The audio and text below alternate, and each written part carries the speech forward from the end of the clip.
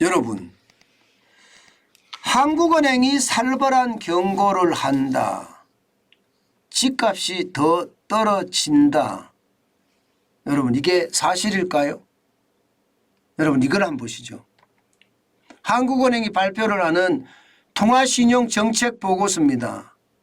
이 통화신용정책보고서에서요, 올해 집값이 더 떨어진다 이렇게 이야기합니다.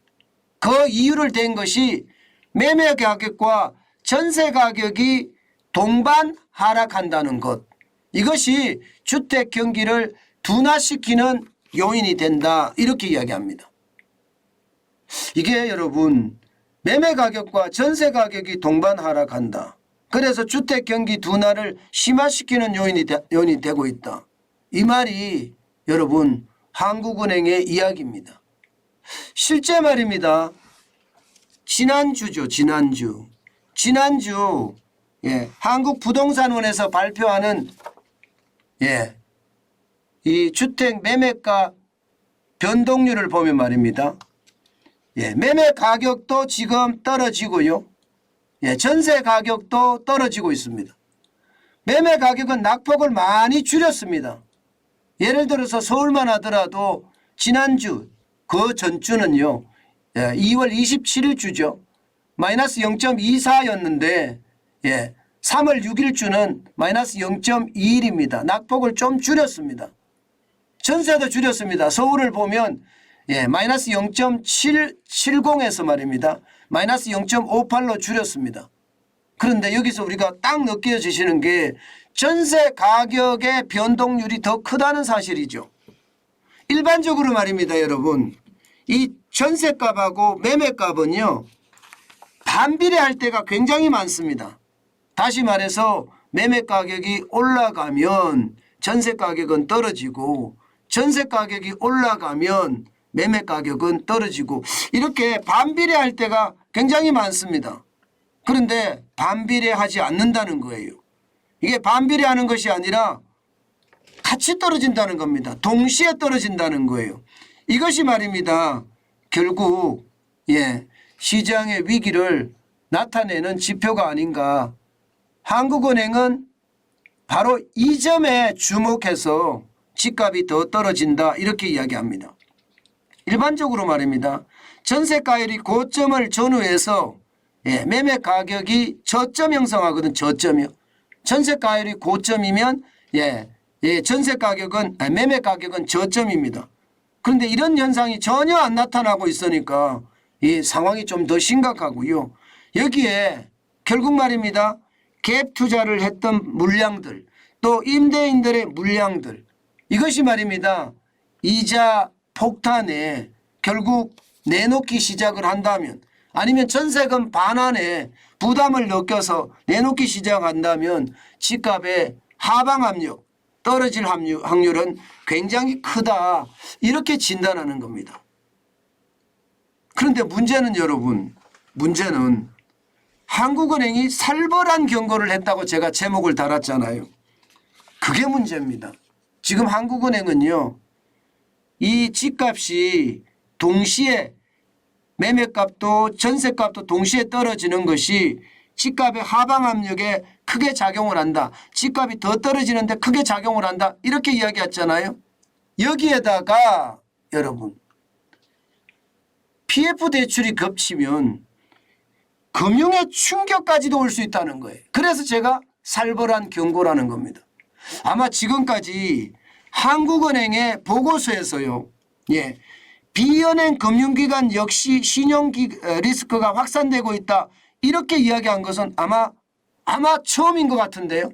한국은행의 보고서에서 쉽게 말하면 시장 리스크로 전이될 수 있다. 이렇게 이야기한 게 처음인 것 같아요. 그만큼 PF 대출이 저는 충격이 줄 수 있다는 거고 그것이 말입니다. 한국은행은 야 이거 큰일 났구나.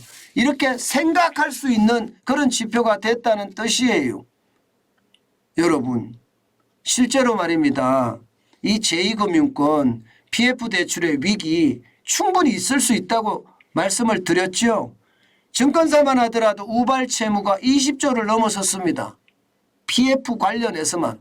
지금 현재 27조 4천억 원인데 우발 채무가 발생했다는 건 여러분 자칫 잘못하면 정권사들이 줄 폐업할 수 있다. 이런 얘기 제가 말씀을 드렸잖아요. 저축은행도 마찬가지예요.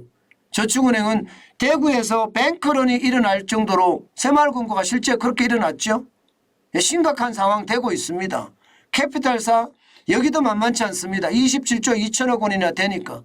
보험사야 지금까지 안정이라고 이야기하지만 채권 가격이 지금처럼 떨어지면 채권 가격 계속 떨어지잖아요. 아마 보험사들도 위기를 맞을 가능성이 있습니다. 금액도 굉장히 커요. 44조 6천억 원이나 되거든요. 게다가 정부에서는 PF 대출에 억석 가리기까지 한다고 하니까 시장의 충격은 더 빨리 올 수도 있습니다. 여러분, 한국은행의 살벌한 경고는요, 반드시 우리가 들어야 됩니다. 요즘 경제 쪽에서는 위기만 계속 터지고 있는데 실제 이것은요, 이러다가 진짜 크나큰 위기가 되지 않을까 사실 두렵기까지 합니다. 시장에서 말입니다. 위기란 말이 많이 나올 때는 이미 위기가 시작이 됐고요. 더 심화되는 것, 더 위기의 깊이가 깊어지는 것, 그것이 다가오고 있다는 뜻으로 해석할 수가 있습니다. 한국은행이 시장에 리스크 전이가 있을 수 있다. 이 말은요. 쉽게 쓰는 말도 아니고요. 그런 문제가 터졌다는 것은 결국 말입니다. 시장의 위기가 커졌다. 이 말을 다르게 표현한 거다. 게다가 한국은행은 여러분 알다시피 단어를 굉장히 순화해서 쓰는 대표적인 은행이기도 합니다. 왜냐하면 단어 선택을 굉장히 강하게 하면 그만큼 시장에 우려감을 더 크게 줄 수 있기 때문에 웬만하면 약화시켜서 쓰거든요. 그런데도 불구하고 이 금융의 전이라는 표현까지 썼다는 것은 여러분 그만큼 위험이 커졌다 이렇게 이야기할 수 있습니다. 저는 여러분들에게 계속 말씀을 드리고 있습니다. 이게 자칫 말입니다. 제2금융권이나 특히 이 부채 비율이 말입니다.